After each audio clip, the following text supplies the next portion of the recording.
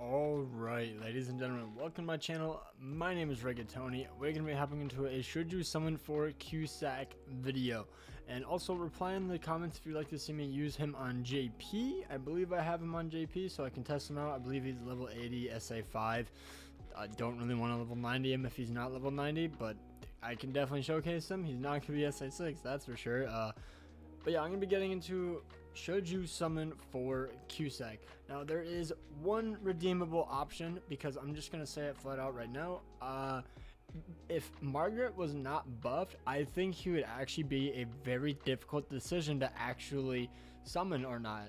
But after the Margaret buff, I see absolutely no reason to summon for Cusack unless you like the character, you don't have Margaret, or the other factor that I kind of find is really annoying when they do this is slapping green mother flipping Gother on every garbage banner that you could easily skip on.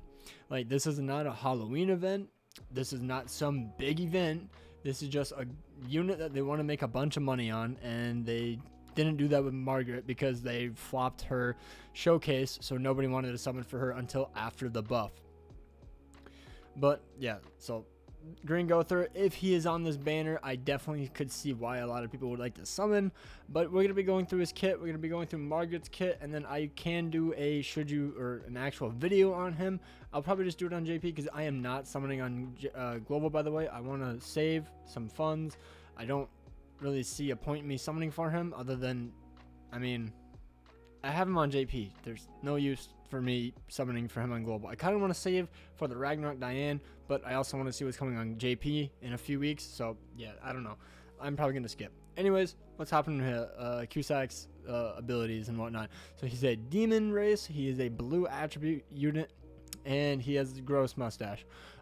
Master of Swordsmanship inflicts additional damage equal to 40% of the enemy's increased HP if a critical hit did not occur when a demon race ally uses a single target skill.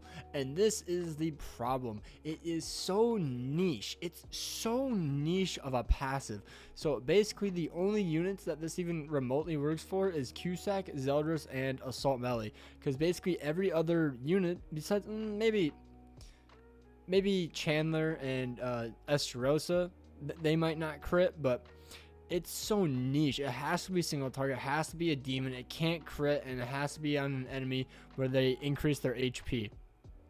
So obviously, as you can see, this is meant for units that are, when you're facing them, are like Purgatory Bond, Twigo, and Red Arthur. That's basically what you're going for. I believe it procs on the one as well, because I believe he increases all stats, if I can remember correctly, and then also Assault Melee as well. If he has a bunch of buffs, he also increases the HP, I guess, but he's a blue unit, so wouldn't really work that well. But since it's so niche, and he has to be entering battle, it does not work in the back line. I'm 99% sure on that, which really sucks. If it could actually work in the back, it could be pretty good, in my opinion. It'd be like a backline unit, like a Fez Zeldris, but I don't think that's what they wanted.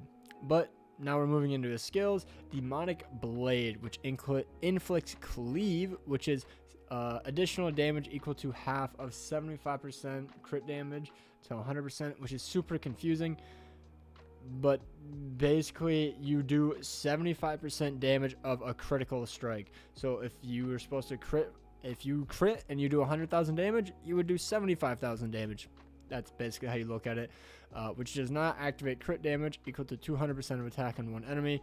Rank 3 inflicts cleave damage, which does not activate crit damage equal to 500% of attack on one enemy. Now Cusack, when he hits with this card, it does really good if, big if, you're facing someone with a lot of HP. If it's just like a regular Green Gother, or I guess to make it fair, another blue unit like a Goddess Liz or a Margaret, I don't really think it's going to do that much. Unless you actually use a rank 3 buff, then I think that you could actually do a lot of damage if they have a rank 3 buff on them, but I don't know how it works since they lower damage and then they kind of increase their max HP. I don't know how well it would do. And then Evil Sword Beam inflicts damage equal to 120% of attack on one enemy and depletes one ultimate move gauge orb. So, you know, just the standard ult gauge removal, which is so dumb. Like, I don't see really a use for this, but especially since you want to pair him up with Green Zeldris, like he already has a dissolve card. I guess the market cleanse could kind of stop that, and that's why you would want to bring this in, but I just don't really see the point in having another unit like this. Inflicts damage equal to 450% of attack on one enemy and depletes 3 ultimate move gauge orbs at rank 3. So, like, it does a lot of damage at rank 2 and 3, but the rank 1 always hits so, like, it's just so underwhelming. I won't lie. I believe he has decent substats from what I can see, like 75 pierce rate, not bad. Low resistance, actually. Bad regeneration, but no one ever talks about that. More crit damage, the better, but it should have been higher. Crit resistance, I think that's alright. Crit defense, kind of low. Lifesteal is meh. So, you know, he's a good unit. Like, he's good, but he's not like, wow, I'm going to definitely slap this unit on this team or on this team. Like, he only really works on one team, which is quite unfortunate. So now we're going to get to Ludocio and just say she's absolutely busted. I don't even know why I'm going to bring her up. Everybody knows what she does. Like, her charge card, massive amount of damage. Her buff card removes debuffs from all allies. Yada, yada, yada. Yeah, I'm not going to bring her up. Let me cut real quick and see if I can find the banner. That's what I should find. Yeah, I'll be right back. 1 second. All right, ladies and gentlemen. So this is the banner. It is the red Oslo Hawk. It is Eternal Promise, which I believe is actually Wedding Diane, Halloween Explosion Roxy, Halloween Shin, Halloween Green Gother, Genie Gallon of Truth. I believe since it's elite, that's all the coin shop units, and the coin shop gallon I believe is the red gallon. Gloxini is the red gallon.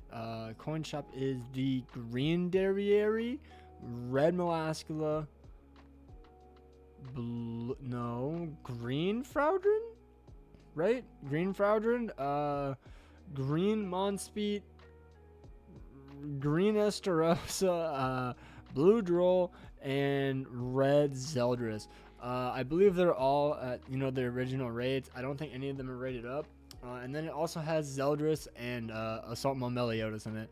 So, I mean, if you really like demons, I guess. But in my opinion, I would highly suggest skipping this banner, skipping the next banner, which is Brenthar and the Diane. Obviously, if you're a simp, go for it. I really want to summon, I'm not going to lie. The Diane looks really fun. She's not busted or anything, but she just looks really fun. Brenthar could potentially be a really good unit in the future, especially since she's a mainly PvE unit. Maybe it'd help with beating the bird stage. I don't know yet. If you guys don't know what that is, really difficult event that hasn't been fully beaten yet on stage 3. And then we don't know what's coming else, and I am honestly kind of excited. So yeah, hopefully you guys enjoyed. Smash like, subscribe if you're new.